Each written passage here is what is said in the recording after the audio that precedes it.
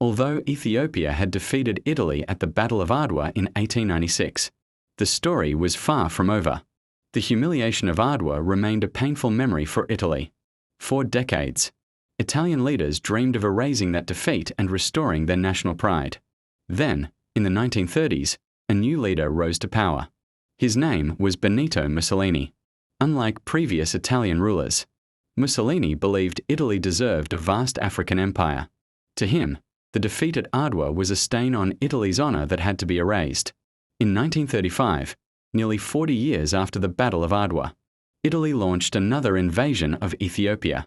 This time, the enemy was far stronger. Italy possessed tanks, aircraft, heavy artillery, and even chemical weapons.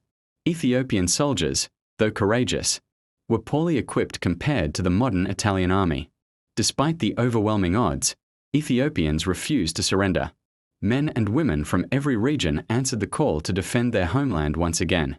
Emperor Haile Selassie stood before his people, urging them to remain united just as their fathers and grandfathers had done during the Battle of Adwa. The fighting was fierce. Entire villages resisted the invading forces, even when they lacked modern weapons. Italy eventually occupied the capital, Addis Ababa, forcing Emperor Haile Selassie into exile. But Ethiopia never accepted defeat. Across the mountains and valleys, resistance fighters continued to wage war against the occupiers. Their determination inspired people around the world.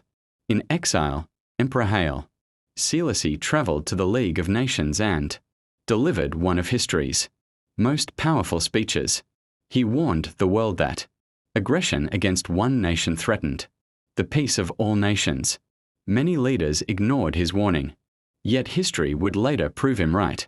When the Second World War began, Italy's power weakened.